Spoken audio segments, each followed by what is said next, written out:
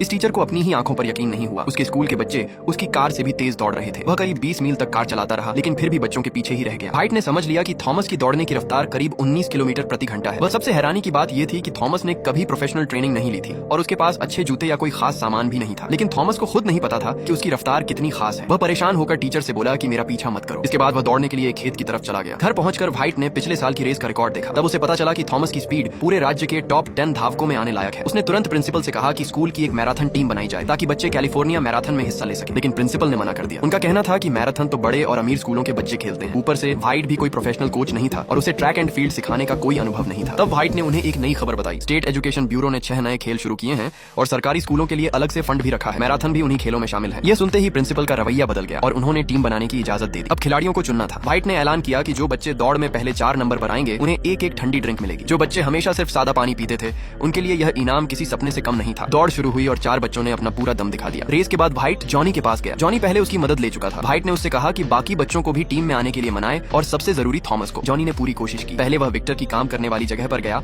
और उसे समझाया। फिर वह मेक्सिको वाले 3 भाइयों के ट्रक तक पहुंचा और उन्हें भी मनाने लगा। उधर व्हाइट भी खुद बच्चों से मिलने निकल पड़ा। इन बच्चों की कुछ आदतें अच्छी नहीं थी। जब बच्चे मुसीबत में फंसते तभी व्हाइट वहां पहुंच जाता और उन्हें सजा से बचा लेता। लेकिन उसकी एक ही शर्त होती, टीम में शामिल हो जाओ। इसी बीच उसने देखा कि थॉमस किसी से लड़ाई कर रहा है। व्हाइट ने सोचा यही सही मौका है उसे मनाने का। प्रिंसिपल के साथ हुई बात का सहारा लेकर उसने थॉमस को समझाया। आखिरकार थॉमस भी मान गया और टीम में शामिल हो गया। इस तरह 7 लोगों की टीम तैयार हो गई। व्हाइट की अगुवाई में ये छोटी सी टीम पूरे शहर में अपनी पहचान बनाने लगी। लोग जहाँ भी उन्हें दौड़ते देखते उनकी मेहनत की तारीफ करते। समय बीतता गया और व्हाइट बच्चों के साथ कदम से कदम मिलाकर दौड़ भी नहीं पा रहा था। एक दिन अभ्यास के बाद वह एक किराने की दुकान के सामने रुक गया। दुकानदार बिना कुछ कहे उसके लिए बर्फ जैसी ठंडी लेकर आया। वह सिर्फ एक ठंडी ड्रिंक नहीं थी बल्कि व्हाइट की मेहनत की चुपचाप की गई तारीफ थी। बच्चों ने भी गजब का अनुशासन दिखाया। तेज धूप में भी वे लगातार दौड़ते रहे। थकने पर बस थोड़ा सा पानी पीते, पुराने जूतों को झाड़ते और फिर दौड़ पड़ते। डैनी सबसे धीरे दौड़ता था लेकिन उसने कभी हार नहीं मानी। कुछ समय बाद 1987 की पालो ऑल्टो इन्विटेशनल रेस का दिन आ गया। व्हाइट ने सभी खिलाड़ियों के लिए नए रनिंग शूज और नई यूनिफॉर्म तैयार करवाई। यह सरप्राइज देखकर बच्चों के चेहरे खुशी से खिल उठे। लेकिन दूसरे अमीर स्कूल के बच्चों ने उनका मजाक उड़ाना शुरू कर दिया और उन्हें नीचा दिखाने की कोशिश की। बच्चों ने कुछ नहीं कहा। उन्होंने अपनी बेइज्जती को ही अपनी ताकत बना लिया